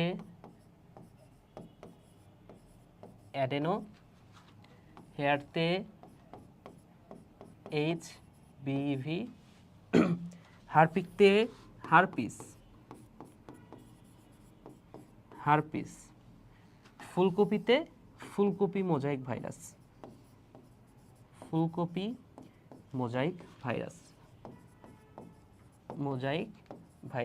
সো এই ভাইরাসগুলো হচ্ছে ডিএনএ ভাইরাস। তাহলে আরএনএ ভাইরাস কোনগুলো? এগুলো বাদে যা থাকবে সবই আরএনএ ভাইরাস। তাহলে প্রশ্নটা কি ছিল ভাইয়া? টি2 ভাইরাস, এটা কি নিউক্লিক অ্যাসিডটা হচ্ছে ডিএনএ। এই যে টিটু ভাইয়া কি ভাইরাস? অবশ্যই ডিএনএ ভাইরাস। তাই না? সো অ্যান্সারটা হচ্ছে ডিএনএ। পরের প্রশ্নটা দেখো, টিএমভি ভাইরাস, আমরা ডিএনএ ভাইরাসগুলো পড়ছি, তাহলে ডিএনএ ভাইরাস বাদে যে ভাইরাসগুলো আছে সবগুলো হচ্ছে আরএনএ ভাইরাস। তাহলে দেখো তো এই ভাইরাসগুলোর মধ্যে টিএমভি এই নামটা কোথাও আছে? এখানে টিআইভি আছে, তাই না?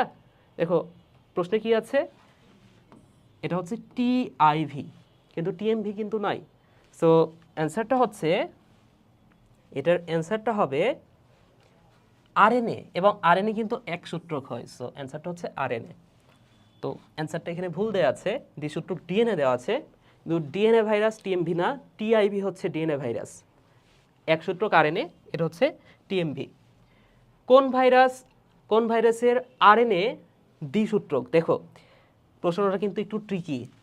আরএনএ নর্মালি কি হয়? আরএনএ কিন্তু একসূত্রক হয়, এটা কিন্তু একসূত্রক হওয়ার কথা, কিন্তু একটা ভাইরাস আছে, একটা না অ্যাকচুয়ালি দুইটা ভাইরাস আছে যাদের আরএনএ, বংশগত উপাদান আরএনএ, তবে সেটা দ্বিসূত্রক। ওকে, সো আমি একটু সেটা বলেই দিই তোমাদের, তাহলে একটু খেয়াল করে দেখো। দুই ধরনের ভাইরাস, একটা হচ্ছে ডিএনএ ভাইরাস, একটা হচ্ছে ডিএনএ ভাইরাস এবং আরেকটা হচ্ছে আরএনএ ভাইরাস।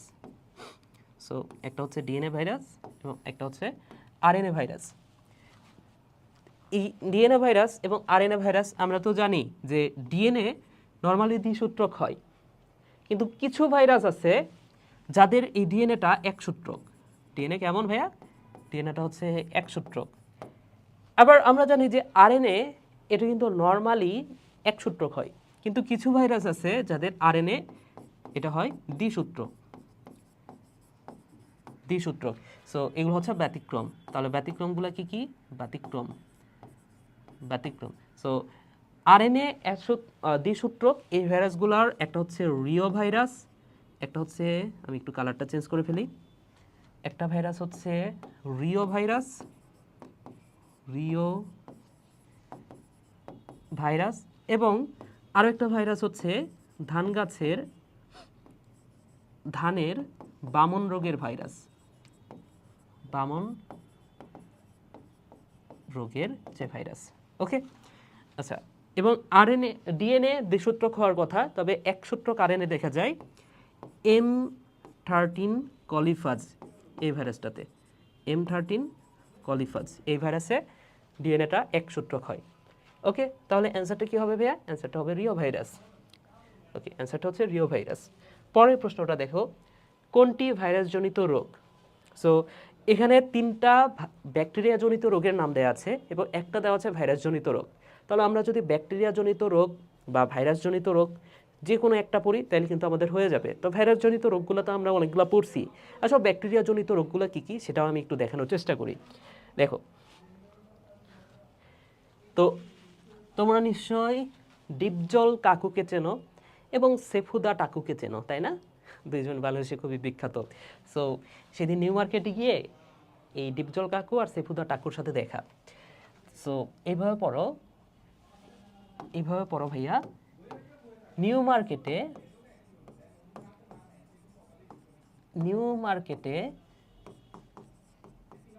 ডিপ জল কাকু ও সেফুদা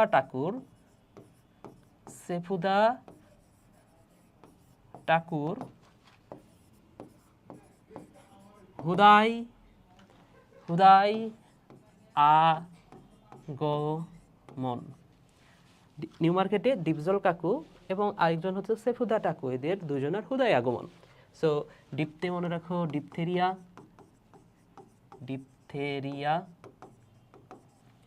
জলতে এটা জলাতঙ্ক না, জলাতঙ্ক হচ্ছে ভাইরাস ঘটিত রোগ। জলতে মনে রাখো যক্ষা, কতে কলেরা, কুতে কুষ্ঠ, সেফুদাতে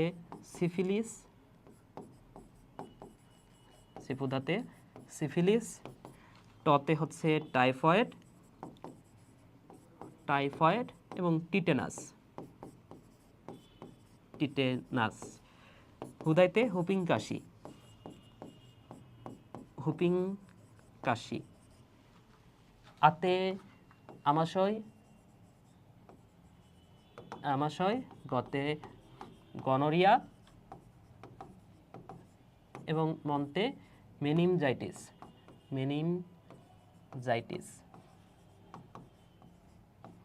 ওকে, সো এইগুলো হচ্ছে ব্যাকটেরিয়া ঘটিত রোগ। এইগুলো হচ্ছে ব্যাকটেরিয়া ঘটিত রোগ।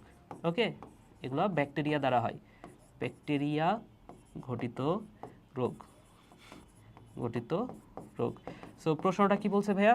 বলছে যে ব্যাকটেরিয়া কোনটা ভাইরাস ঘটিত রোগ? তাহলে অপশানে টিটেনাস, এটা হচ্ছে ব্যাকটেরিয়া ঘটিত, কলেরা ব্যাকটেরিয়া ঘটিত, ডিপথেরিয়া ব্যাকটেরিয়া ঘটিত, পোলিও হচ্ছে ভাইরাস ঘটিত রোগ। ওকে, পেঁপের রিং স্পট রোগের জন্য দায়ী কোনটা? নামের মধ্যেই আছে papaya ring spot virus. Papaya মানে পেঁপে, ring spot virus. Clear? PRSV. Papilloma ভাইরাসের কারণে কোন রোগটি হয়? সো পাপিলোমা ভাইরাসের কারণে যে রোগটা হয় সেটা হচ্ছে জরায়ুর ক্যান্সার। তো এই ভাইরাস ঘটিত কিছু রোগ আছে, সেই রোগের নামগুলো আমি বলে দিই একসাথে। তো ভাইরাস ঘটিত রোগ একটা তো আমরা জানলামই যে পাপিলোমা ভাইরাসের কারণে কি হচ্ছে, জরায়ুর ক্যান্সার হচ্ছে।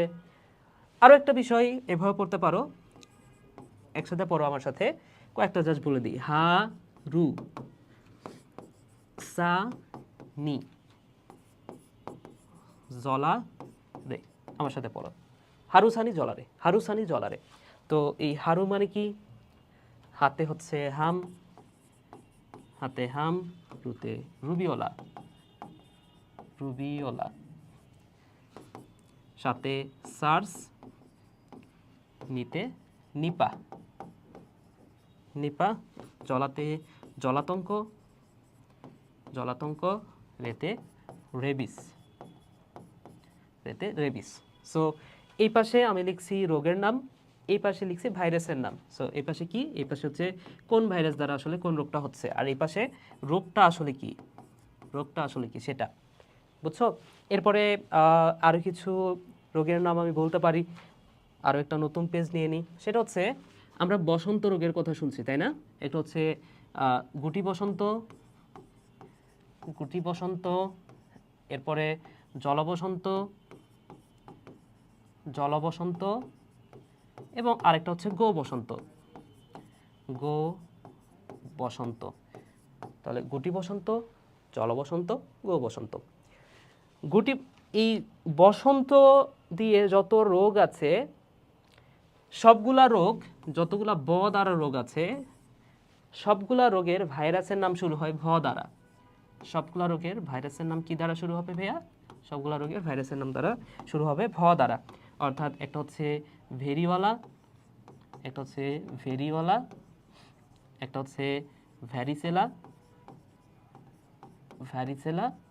আরেকটা হচ্ছে ভ্যাকসিনিয়া। ওকে, সো ব থাকলেই ভ দ্বারা শুরু হবে, একটা হচ্ছে ভেরিওয়ালা, ভ্যারিসেলা, ভ্যাকসিনিয়া। তো তাহলে এই গুটি বসন্ত ভেরিওয়ালা, জলবসন্ত ভ্যারিসেলা এবং গো বসন্ত ভ্যাকসিনিয়া। এখন তোমাদের মধ্যে এটাও প্রশ্ন হতে পারে যে ভাইয়া আমরা এটা মনে রাখলাম যে ব থাকলে ভ হবে, এটা আমরা জানি, কিন্তু আমাদের তো এটাও ভুল হয়ে যেতে পারে যে গুটি বসন্ত এটা কি ভেরিওয়ালা নাকি ভ্যারিসেলা, এটাও ভুল হয়ে যেতে পারে। তো সেই জন্য এভাবে পড়তে পারো, এই যে দেখো যার নামের মধ্যে আছে ভেরি, সেটা আবার গুড। ওকে, এভাবে পড়তে পারো, ভেরি গুড। তাহলে ভেরি থাকলে সেটা হচ্ছে গুটি, গুড। আর যেটা হচ্ছে জল, সেটা হচ্ছে ভারী জল, এভাবে পড়তে পারো। ক্লিয়ার? ওকে, এরপরে আসো আরও দুইটা রোগ। একটা হচ্ছে বার্ড ফ্লু, আর একটা হচ্ছে সোয়াইন ফ্লু।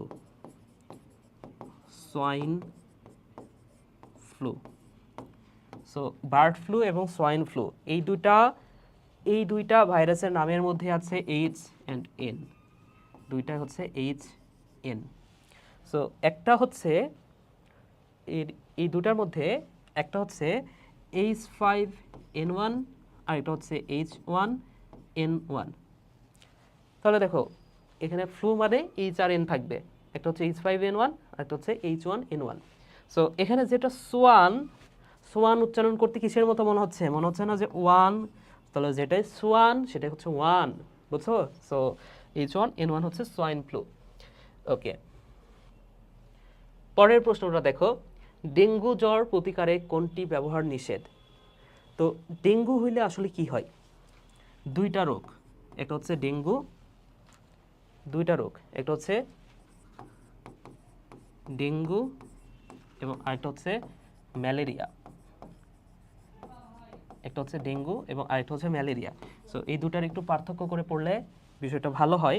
ডেঙ্গু হইলে কি হয় ভাইয়া? ডেঙ্গু হইলে যে রক্তের যে কণিকাটা কমে যায় সেটা হচ্ছে অণুচক্রিকা, এটা অণুচক্রিকা কমে, অণুচক্রিকা কমে। আর এইখানে আরবিসি কমে, মানে কি রেড ব্লাড সেল বা লোহিত কণিকা কমে।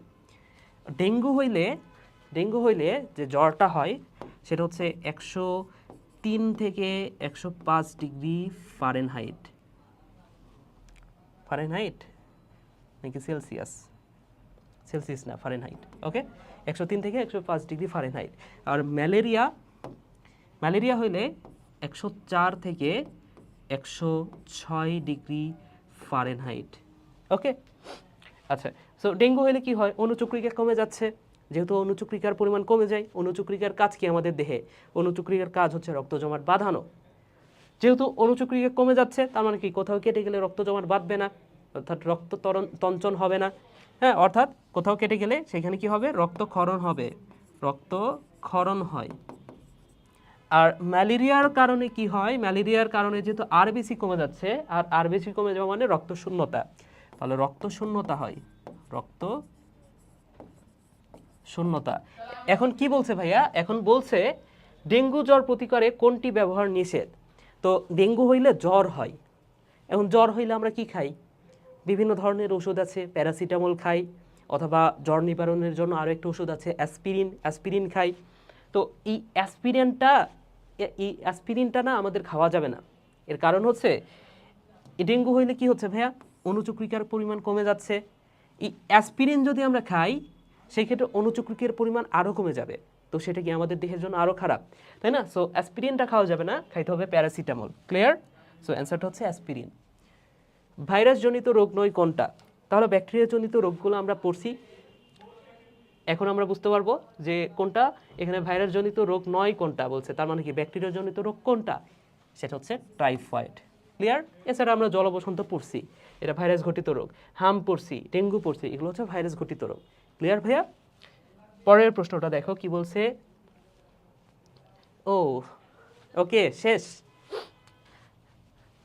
ঠিক আছে ভাইয়ারা, তোমাদেরকে অসংখ্য ধন্যবাদ, এতক্ষণ ধরে তোমরা ক্লাসটা করছো, সেই জন্য তোমাদেরকে অনেক বড় একটা থ্যাংক ইউ। ওকে, ঠিক আছে। সো আশা করি তোমরা এই ক্লাস থেকে অনেক অনেক বেশি উপকৃত হয়েছো এবং অন্তত এতটুকু বুঝেছো যে এই এমসিকিউ প্রশ্নগুলো আসলে কিভাবে সলভ করা উচিত তোমাদের। তো আমি আশা করব যে তোমরা এই বিষয়টা, এই এমসিকিউগুলো খুবই ভালো করে করছো এবং এটা আসলে গুরুত্ব দিয়ে করতে হবে তোমাদের। কারণ হচ্ছে যে এক্সট্রা ইনফরমেশনগুলো আমি পড়াচ্ছি, তো বিগত বছরের যে কোশ্চেনগুলো সেখান থেকে তো প্রশ্ন হবেই, এবং পাশাপাশি যে এক্সট্রা ইনফরমেশন সেখান থেকেও কিন্তু প্রশ্ন হবে। তো তোমাদের জন্য অনেক অনেক দোয়া, তোমাদের জন্য অনেক অনেক শুভকামনা। তোমরা পরীক্ষার জন্য ভালো মতো প্রিপারেশন নিতে থাকো এবং রাজশাহী ইউনিভার্সিটি এখানে তোমাদের এখন থেকে স্বাগতম জানাচ্ছি। আশা করি তোমরা প্রত্যেকে চান্স পাবা যারা ক্লাসটা করতেছো। ওকে ভাইরা, সবাই সুস্থ থাকো, ভালো থাকো, আমার জন্য দোয়া করো। টাটা।